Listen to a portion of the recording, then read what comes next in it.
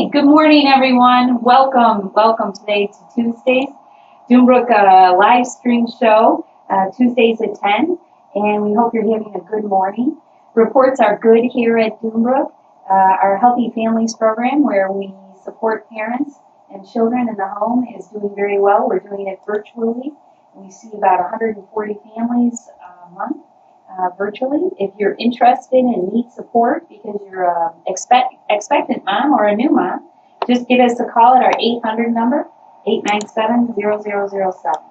Our public ed program, where we go into the schools and empower kids to stick up for themselves and keep their bodies safe. We are, of course, no longer in school, but daily we have tips on our Facebook page. So if you need family support, just tune into our Facebook page and scroll down, and there's tips on all kinds of COVID-19 and general parenting tips. And the Child Advocacy Center, where we do interviewing and collaborate with our DCS office here, and our multidisciplinary team, does one-to-one interviews, and that is also going very well. So welcome. We have Lisa Scheller, our Director of Development, is here. Also, we'll talk a little bit about our fundraising. The goal of our Tuesdays at 10 is to update you on what's happening in Doombrook and our fundraising activity that keeps our engines going for 30 years. So Lisa, do you want to talk a little bit about the May Gala? Yeah, absolutely. So good morning, and again, welcome to our Tuesday at 10. And we have in the past had a May Gala, Spring Gala, and that didn't happen this year because of our stay-at-home pandemic and all this COVID stuff. And that generally brought in about $60,000. And so we had to very quickly decide what we were going to do to raise those dollars that we need so desperately to keep our programs going. And we have reached out on Facebook. We have done a couple of different letter campaigns. We have talked to some of our donors. And to date, we have raised $40,100 of the $60,000, and we couldn't have done it without the support of viewers like you and our new donors and our old donors. And we feel very blessed here at Doombrook. And again, that is one of our events that we do depend on each year. And then we also have the Dragon Boat races, which is coming up in September, maybe. Yeah, maybe. And so that's another big event that we do. So we do two large events, and that's the gala and the Dragon Boat races. So if you want to give to our campaign and help us reach that $60,000, you can donate here on Facebook, or you can go to our Doombrook website, and it's doombrook.org. And on the front page there, you will see a Donate Here button. And you just have to push the button, and it's very simple. You just fill in the information, and then that money just gets to us through a QGive. But any amount that you can give 10, 5, 10, 25, 100,000, a million. Yeah, any kind of donation would be very helpful. So, Doombrook is funded through these events as well as through different states funding, as well as grants and foundations, and with the times now, any kind of help would be appreciated. Thank you, Lisa. And do know, people ask, what does money go for? It really goes directly to the parents and the children as we go out and empower them to lead healthier lives. And them leading healthier lives makes for a healthier community. It is the backbone and the foundation of our community. And instead of parents having problems and then discipline problems in school and maybe dropout rates, maybe a little crime, substance abuse, it is total prevention. It is extremely effective. So thank you, Lisa. And again, if any amount that you can donate, we really are looking forward to our goal of $60,000, so we have about $20,000 more. So thank you, Lisa. Absolutely. Yeah. Okay. And what I'd like to do now, we're really excited. We have two guests here today at Doombrook. One of the things we'll do in our Tuesdays at 10 is highlight community leaders that are supportive of our passion and our mission to help children and parents. And our first guest is no other than Krysta Loucks with Horizon Bank. So Krysta is going to join us now. Yay! And Krysta, thank you for being here. Absolutely, thanks for having me. And Krysta is not only on our board, but she's been very active in the community, helping. And maybe we'll just get started a little bit, Krysta, and you can tell us a little bit about you and a little bit Horizon Bank and what's happening given the quarantine and the virus. And Yeah, absolutely, sure. My name's Krysta. I have a 6-year-old daughter, and it's just the two of us, so life has been interesting through the pandemic with work and school and whatnot. But she's been a little trooper through all this, and just when they say it takes a village to raise a child, it's true. No matter what stage of life you are, whether you're single or not, it really helps to have that village to help out too. So things at Horizon Bank are great. They have been really responsive with the employees, customers, and the community. They increased sick time for all of us employees. You know, when that first started, it was like, okay, we're going to do our childcare, right. giving that extra sick time to help with that, and then in case people got sick with COVID going on. So just taking necessary precautions. Everybody's working, but we may be working remotely. The branches are closed, however, people are working in them. Making sure customers have access to all their banking needs, whether it's mobile banking, online banking, live banking. That's ATM machines, but with a little kick to it. They've given back $300,000 to the community through all this, so that's been really great. They've participated in the payroll protection plan. 2,300 applications that they were able to process.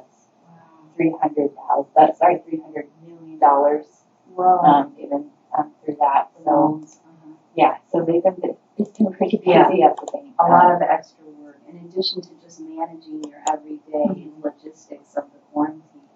You've gone above and beyond. Horizon has gone above and beyond. Oh, the management's been great. They've just really been open to questions, weekly, meetings as needed, just to update everybody on what's going on and what's going to happen next. So That's wonderful, Chris. So thank you. And we really appreciate, because as Krysta says, not only as a parent, it takes a village, but with all of our workplaces and important entities like banking for all of us, that you've adapted. I mean, everyone just really, gave 110% to make it work for your customers. So thank you, Krysta, for all that you do. Maybe next, if you can talk a little bit about what brought you to Dunebrook and the idea of giving back and what that means to you, or if anyone's out there listening, how do you give back in this time of need? So maybe talk a little bit. sure. Dunebrook, I've been involved with the dragon boat races for 3 years, and it's one of our favorite things to do. Mine, every team I've been on, they're like, I wasn't expecting this to be fun, but I can't wait for this until next year. So they're always super excited. So once you try it, you're going to want to do it again. For me personally, I was recently on a jury for a child molestation case, and Dunebrook had a representative testify in it. And just seeing that in person, not that I want to see that, like that it happened. So, and just to see that and just given this opportunity to do more about it, I had to take part of it and just want to be part of it. Giving right now, if you have the finances, give to those organizations, especially Dunebrook. We're all hurting right now, not being able to do the fundraisers that we can do. And call and find out if there's another way that you can help out if you don't have the finances to give a little extra right now. So I think everybody just needs to help out and just be kind to each other. Well, and I have to say, Krysta is amazing on our board, because her helping out is giving ideas and insight when you talk about being in the courtroom and seeing the reality of child abuse. It is preventable. That is the powerful, exciting part, that child abuse is preventable. And that's what we do here, is that we work with young parents who may be stressed, who could possibly, just learn to get stronger, and in order to prevent any kind of neglect or abuse or problems within the home. It's an overwhelming job, parenting, as we all know.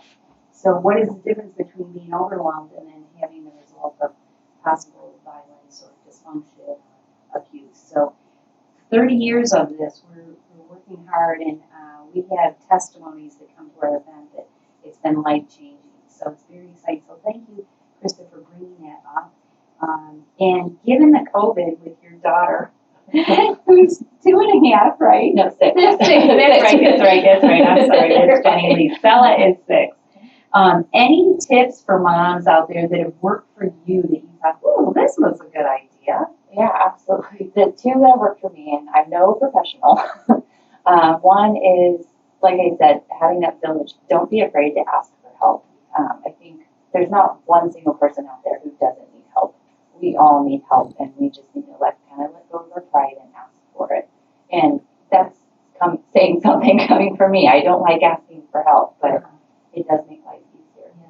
And the second one that I've learned, before this, but it's really taken application through this is realize your child, if they're, acting out, whatnot, it's not a personal attack against you.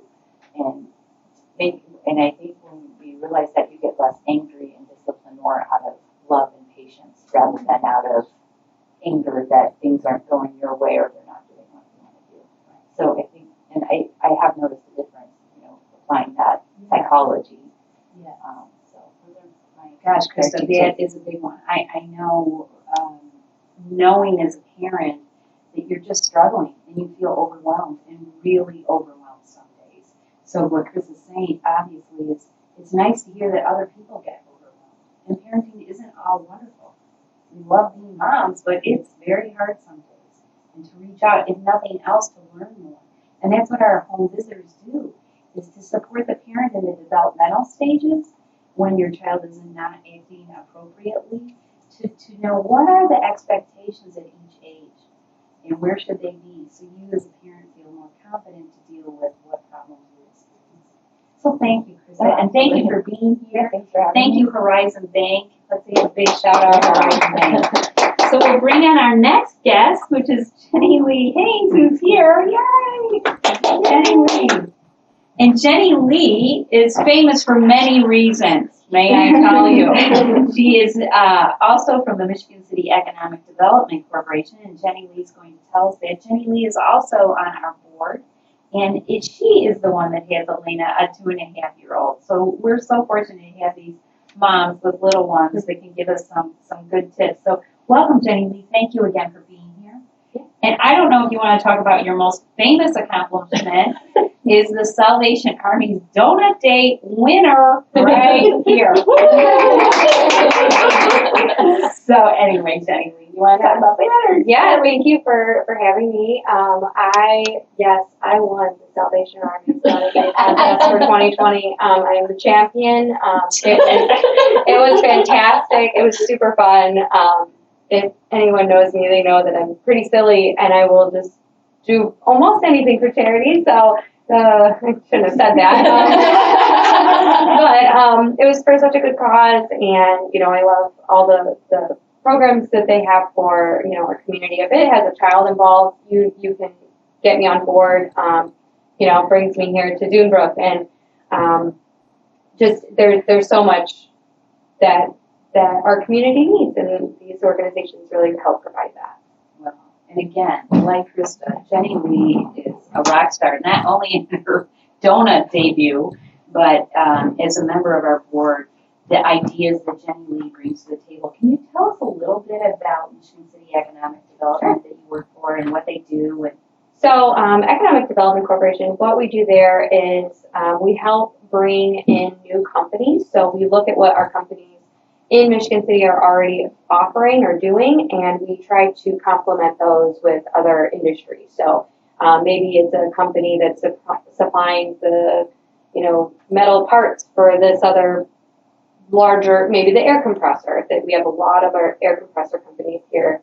And so we kind of look at how we can be innovative and help those companies. So one of the things that we're most known for is the Compressed Air Academy at the Michigan State High School. We saw that we had all these air compressor companies, and we saw that we had a lot of students coming out of the high school, and how do we get those students into that industry? So we along with the school system and a lot of other people, we brought about this air compressor industry. So we like to do things that way, just be innovative. We attract and we retain businesses. If they're looking to expand, they can reach out to us, and we can help them through that process, see if there's any tax incentives available. So we look at that. And then, we're very big in community, any type of community involvement. If our community is successful, if our residents are successful, that's going to, be more it's going to entice companies to come here. Right. Thank you, Jenilee. So if anyone is watching that has a small business or just any organization, really important to contact the Michigan City Economic Development Corporation in order to check out what can they do for you. It's as simple as a call to Jenilee or Clarence Hulse, the director, who's been there a long time now. Yeah. So it is a wonderful, what should I say, grab bag of knowledge that you might not have. We can all Google things, but when you have people like Jenilee and Clarence who are entrenched in the community, that know people and know organizations, making that connection can really be life-changing for your organization. Absolutely. So give Jenilee a call. Thank you. And a little bit, Jenilee, about Doombrook. What brought you to Doombrook, or giving back, maybe talk about that in the community? Yeah, I grew up around the corner here, so I drove past Doombrook all the time and didn't really know what it was. I knew that they helped parents, and then I met Pam a year ago, and she really talked to me about what they had to offer here, and I was immediately in love. I just love this organization so much. They, really help parents. And when I was introduced to it, I had a child, a 1.5-year-old Elena, and we it's hard. It's really hard being a parent. It's really hard, especially being a working mom. There's no guidebook for parenting. We're all going, whoop, that's for sure. Yep, and yes, always tired. So how do you be present for your kid? And I think Doombrook offers some wonderful programs for parents that are struggling, and it's hard regardless of if you're struggling or not. It's just really hard. So if there is support out there, I like to help other parents and other people find that. Great. Thanks, Jenilee. And that's an interesting point. You can have all levels of need of help. You can have someone that just wants to know, how do I do this feeding, or you can be someone who's lost their job and housing and really serious issues. So we invite you all to call us, because when you have a home visitor that connects with you, they can understand what your issues are and give you support. And we can give you support, and we also use the other wonderful non-for-profits in our community to get you connected. Like Michigan City Economic Development connects you to other businesses, we connect you to resources for parents. So thank you so much, Jenilee. Any COVID-19 quarantine parenting things that have worked for your little Elena, 2.5-year-old? When the weather broke, it was amazing. She is just explored outside. She loves to be outside. She plays in the dirt. She plays in the mud. She just loves being outside. So we are just outside all day exploring, singing the alphabet. Well, me singing it, her trying, and just a lot of fun. Good. Yeah. Good. It's been helpful. I think we've talked here at Doombrook with our staff about, now things are opening up, and that's nice, although we need to be safe, and how refreshing that is. But I think we'll look back in 6 months, a year, 2 years, and realize it's been daunting. Yes. We're very fortunate to be able to have our work and family and friends. Some are in such great need, and that's what our clients are. So, again, thank you so much, Jenilee. Is there anything else you have questions about, or you think anyone would want to know? Or I don't have anything. Okay, all righty. And we have Pam Henderson, who's our grants and communication person here. Yay! Pam, is there anything else you think, anything we should share today, or questions? Well, Jenilee was part of bringing the roller rink into Michigan City. Yes. someone reached out about, Patricia reached out asking if we could help them get a roller rink to Michigan City. And I said, well, we can try and we can look into other things. And she said, well, how about we just do a pop-up? And I said, absolutely, let's make that happen. And, I reached out to the city and we got it going. It was super fun. It was just a family fun event. And, kids need more things to do here. Right. So great. And again, that's an idea that if you have an idea, see Jenilee and talk about it, because you never know what it can grow into. Thank absolutely. you. Do we have any questions, Miss Megan? I Yeah. have a question Yes, for Krysta Pam. too. Great. At Horizon, you have a great group of philanthropists who give back to the community. You've supported our depot in the past. Mhm. You've done like a giving tree at Christmas time for Dunebrook. How can other companies start that up where employees might have a similar interest in supporting organizations through maybe making gifts of merchandise or products to companies? How can they just rally around an idea and move it forward to support local organizations? I find out, I believe in the power of Facebook. Getting the word out through Facebook is, or even any social media outlet. Write a letter to different businesses telling them of your need. They'll usually give back that way. Most companies want to give back to their communities. Go to the website. If they're talking about how they like to be part of the community, reach out to them because they are looking for ways to give back to the community. How about within businesses for people watching to think, wow, my business, we have employees that want to help the community and don't know how. How would you recommend that they get started and start a drive? Most I know Dunebrook has a wish list or items needed. Have a drive for a month. Just collect items. You don't have to. Money doesn't have to be Thanks, involved. Krysta. So Pam is asking the question to anyone watching: if you want to give, how do you do that? If you're a company, how do your staff members and employees give back? You can call any one of our non-for-profits in the community called Dunebrook. We had General Insurance had a Jean Day, and the proceeds came to us for their Jean Day. Horizon Bank, I know Michigan City, they all do things for non-for-profit. So anything, it can be fun. If you have a question about doing that, please give us a call here at Dunebrook. So thank you. Those are great questions, great ideas. So again, thank you so much, Krysta, from being here from Horizon, and Jenilee from Michigan City Economic. Lisa, thank you for our report. We're so thankful for all of you who have given. LCN, I know Lakefront Career Network has taken us on for another year, 2021. United Way did just give us $5,000 for our depot. We're really thrilled with that. So thank you to all of those who have given. And if there's someone out there who wants to help those in need during this very difficult time, we appreciate anything you can do. So with that, unless anyone else has anything, we'd end with saying be kind to yourselves, be kind to each other as things are opening up, which they are, which is good and a little scary. Just use safe distancing and be respectful of each other when you're doing that.